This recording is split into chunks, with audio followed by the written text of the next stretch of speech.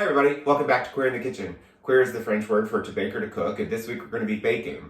Before we get started though, if you could please I always say like the subscribe button. If you could please hit the subscribe button. Maybe that's why we don't have more followers, because all of you are just liking the subscribe button, but you're not actually hitting it. But if you could hit the subscribe button, which should be right there, it's a red subscribe, that would be great. These are called ginger cookies. They're similar to ginger snaps. Funny story, I'll tell you in just a minute about it though. But we're going to start. I have 2 cups of flour here, and this is a sifter that I have over a bowl. And I gotta tell you, I didn't used to sift things. I always kind of skipped that. But in recent years, maybe since I've just started this channel, I started sifting. So I have 2 cups of flour in here. Here I have 2 teaspoons of baking soda, not baking powder, which is what you normally use for cookies. Baking soda, 2 teaspoons, or a teaspoon of salt, teaspoon of ginger, a half a teaspoon of clove, and a teaspoon of cinnamon. I'm just gonna put that in there, and we're gonna combine all that together. Just gonna beat it. Beat it! Beat it! It's like we're making borscht again. Ha! But we're not. This takes just a little bit of time, so I'm going to get my mixer set up, and then we'll be right back with the other half. You know, usually make 2 halves, and then you combine them. So we'll be back with the other half in just a moment.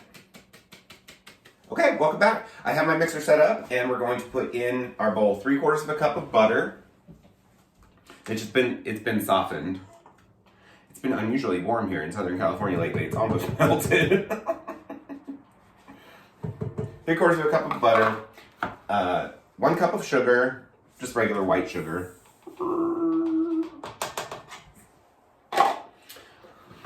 1 egg. And 1/4 of a cup of molasses. This is molasses. If you've never seen or heard of molasses, I think this is more of like a Eastern, Midwestern thing, but maybe not. Farm community thing, maybe not. Because I bought this here in California, so it's around. But molasses is very dark, very thick. It's used as syrup. I think my dad grew up on a farm. I think he said that they used to use it as syrup. I'll tell you a funny story. Here comes the funny story I promised you. When I first made these cookies, it's been several years ago, I first made these cookies, I didn't quite know what molasses was. I knew that my dad said that he had eaten it as syrup, you know, like syrup on things, and I knew my grandmother had talked about it and liked it, but I wasn't exactly sure what it was. But I thought, oh, you know, it's sweet. How can you go wrong with sweet? So I bought it to make these cookies. The original recipe of this cookie, the original cookie recipe here makes a ton. Like I had all of this. It was crazy. I don't know. It was like 36 dozen cookies, some crazy thing like that. And so I bought the molasses, and you know how as you're going along and you eat, you like taste it. So I had all this mixed up already, and then I tasted the molasses, and I was like, whoa, gross. And I was so worried because I was like, I got 36 dozen cookies, batter for 36 dozen cookies here, and this tastes gross. This is nasty. What am I going to do about this? But I was like, well, I'm not throwing all these ingredients away, because that time that was a lot of money to me at that time. That was probably 20 years ago.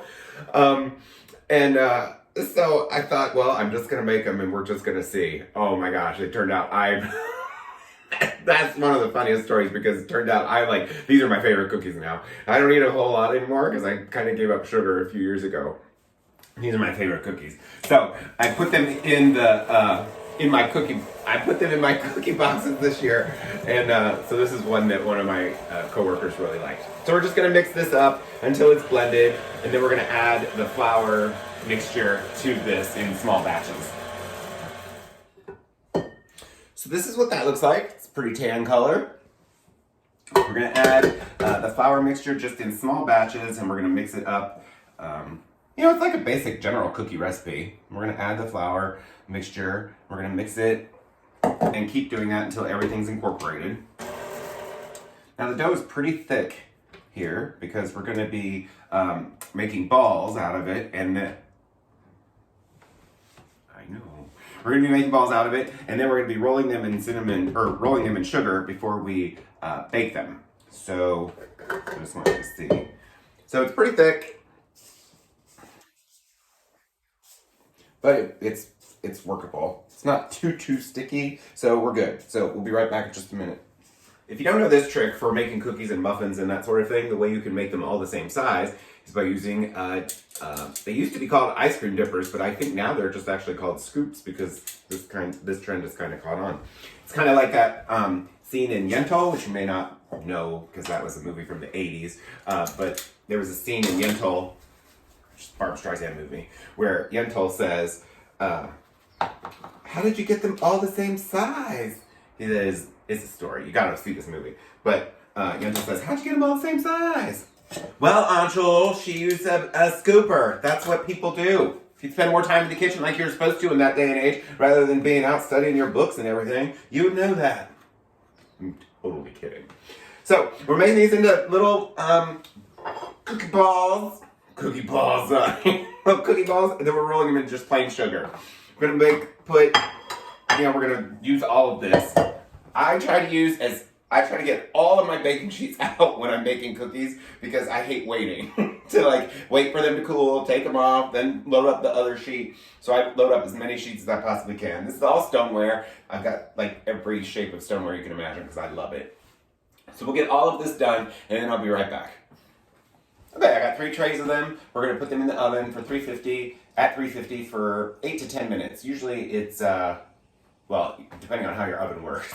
Usually mine tends to be 10 minutes at the beginning, and then as more batches go in, it becomes 8 minutes as the oven heats up. Of course, maybe that's everybody's oven. I don't know. So I will show these to you when they come out. They're going to be really beautiful and golden. And you don't have to worry about them spreading out way too much. They pretty much just flatten.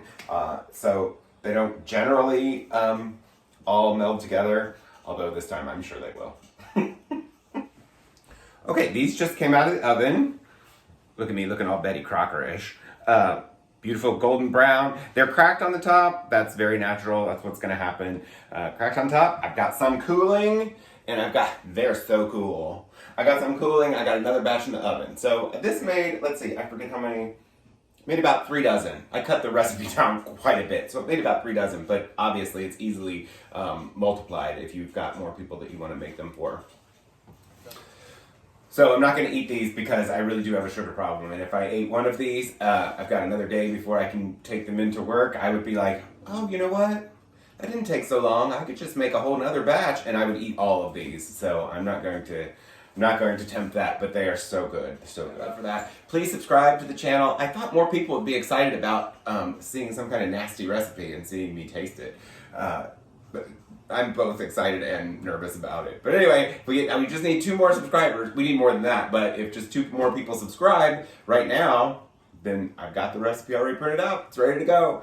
But I appreciate you being here. I hope you enjoyed this recipe. I've said that 9 times now, but I've got to go do laundry and get off and start my day. Busy times right now, but we still got to keep cooking, right? You got to eat. All right, I'll see you next Tuesday. Thanks. Au revoir.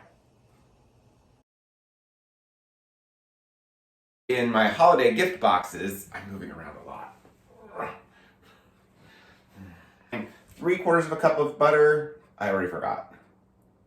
Damn it. Okay, these just came out of the oven.